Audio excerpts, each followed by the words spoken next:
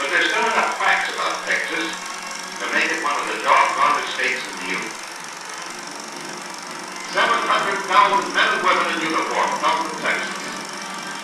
More than 10% of the state's population. They come from clusters of skyscrapers on the plains like Dallas, or Amarillo, Houston, or from a batch of little buildings on the highway like Fredericksburg.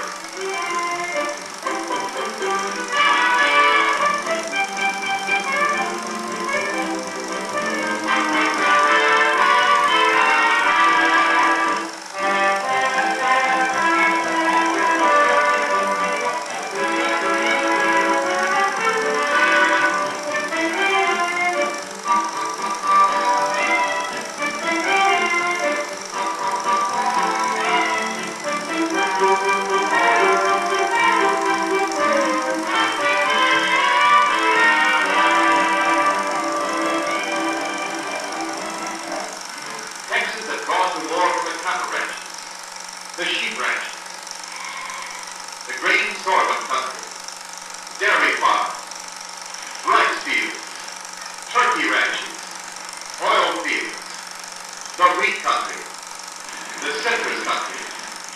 And as the young men left the state for war, Texas began a great upheaval of native people to meet the emergency. Shipyards and mushrooms had drawn thousands from the country to the cities. The one-time farmer and his wife, farmer's daughter, are making everything from Navy craft to freight. Airplane factories have drawn more thousands from the ranches and farms. So what happens? Short-handed Texas pitches in and produces more of the stuff that counts than ever before in its history. 2.5 million barrels of oil are being pumped from Texas wells every day of the year. Farmers without hired hands produced a record wheat crop of 60 million bushels in 1944. And had the winter wheat planted right on schedule. The rice growers had another record crop.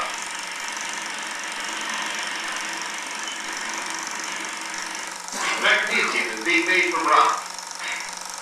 And if the rock isn't handy, they're making magnesium from seawater. They take the cotton by hand, or if they can't get help, they harvest it with a cotton picker's knife picker. Hundreds of thousands of acres of sorghum grains were harvested to feed the livestock. Helium plants continue to furnish practically all of the world's supply of this non-inflammable light-of-the-air gas. Black clouds in the sky rise from plants where carbon black is produced by burning natural gas for the making of synthetic rubber. And in Texas plants, a great part of the nation's synthetic rubber is being manufactured. Sulfur is brought from underground by a superheated steam. The sulfur is dried in huge dumps. Trainloads of this vital mineral are shipped daily. War has turned this state into one of the great industrial areas. But the old Texas is here too. Beef cattle roam the plains until it's time to separate the calves from the herd.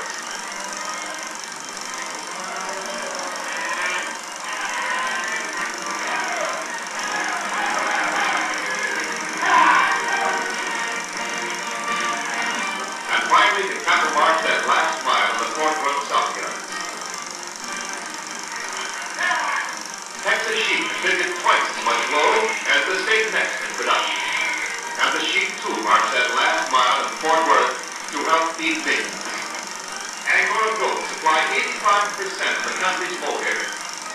Turkey raising is one of the oldest damn lives. And that Texas climate has produced some whoppers. Baby beef turkeys running up to 50 pounds. Yes, Texas has done itself proud in wartime, and the people who have made this possible are simply the families of the men from Texas. The mothers and wives, and fathers and brothers. George Nichols has a son hospitalized in New Caledonia. There are 3 men named Cooper who will recognize mother and dad. Millie Bailey carries on with the memory of a son captured on parade. And the same for her husband, Ed Bailey. Mrs. Tom White raised her own son and 2 foster sons on this farm near Paris. All are overseas. All the kids of the Davis family help their mother pick cotton. The son is in the Navy. Raymond Malone, cotton picker, has a son in the Army overseas. Mr. Riggins' son wears the Purple Heart. Otto Stevenson has 5 brothers in the Army, Marines, and Air Corps. And John Taylor also was the only one of 6 brothers who was not in uniform. Jimmy Winfield, engineer on the big exclusive pumps, has a Marine brother with the Purple Heart, and another brother in the ETO. Ormel Villa, sister of a Navy man. Mrs. Lowry Deney is the wife of a GI overseas. J.O. Stock, brother of the Navy. J.R. Cox, switcher, with 2 sons and 3 grandsons in service. 1 son is reported missing. Mrs. H.W. McWilliams has been in war work since Corregidor fell. Her husband was taken prisoner there. And on the Alabama-Coshawty Indian Reservation, out of the community population of 380, there are 28 stars in the service flag. The kids don't quite understand what's going on in the world, but they're fascinated by letters from the chief's son, PFC James Celestine of the enemy, who's been fighting an enemy in New Guinea. And the men of the reservation who remain are hard at work in the lobby. In Austin, the State University campus is a little on the feminine side with so many men away. And at the Capitol building and everywhere else in the state, the flag of Texas flies beside the stars and stripes. The men from Texas mean it when they say that whenever the United States goes to war, Texas can be counted on to fight right alongside it. It's hard to find a Texan who doesn't claim that his state has the most beautiful girls in the world. Here's what came out of a department store in Dallas. What's the verdict? And what kind of a knucklehead would keep a dish like this waiting?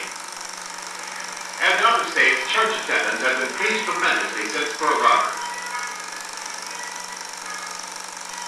Typical of Texas is the ranch of Ed C. Hinkey, several miles outside Kirby.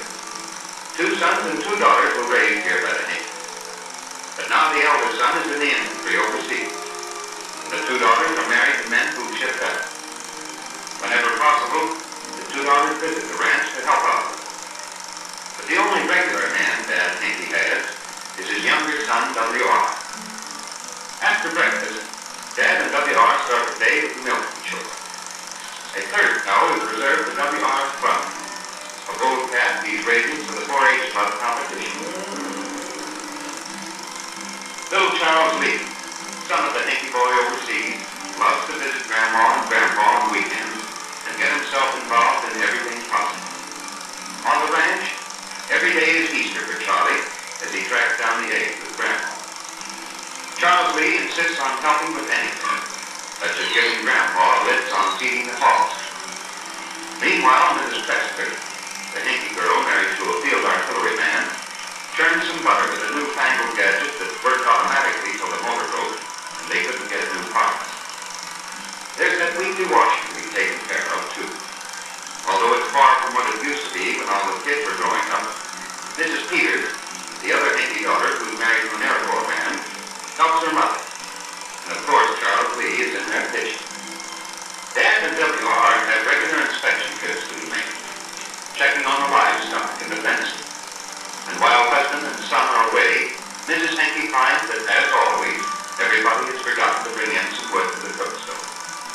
She tried for years to train Dad and all the kids to relieve her of this chore, but she's still doing it herself. The cattle gathering around the feed gives Dad and Hinkey a chance to check on their condition. They're in fine shape this year. The sheep, too, look in good health as they come in for salt. It took Texans a long time to convince themselves that a man of honor should raise both cattle and sheep, but the war cinched the argument. W.R. is anxious to have his brother see what he's accomplished with his village. 3 weeks ago, she was as wild as a corner farm cat. W.R. broke her all by himself.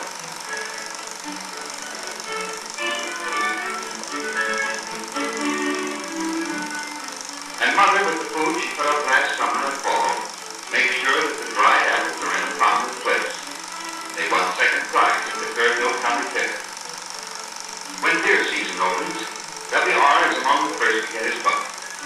He'll pack it cheerfully for miles, just to see the proud flicker in Dad's eyes when he walks casually up to the house. The family is proud, too, the way W.R. looks out for the son of the big brother who's overseas, showing him the mysteries of the woods in spring.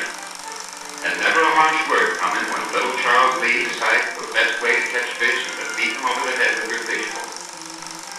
Sunday finds the Hickey family dressed in its best for morning services at church. They meet other neighbors who talk about their husbands and sons who are away, and they're led in prayer by Reverend folks.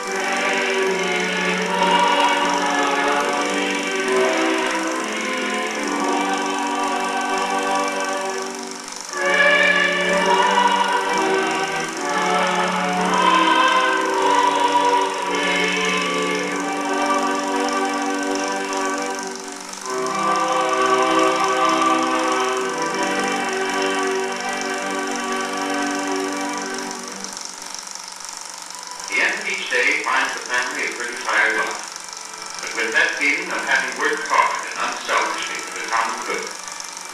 And Charles Lee, who hates his bedtime like any other kid, and speaks with childish pride of a daddy he worships without remembering, is the best answer that he's had as to why the men of Texas, as the men of all states, to make sure that the security and freedom of the American family will not be destroyed.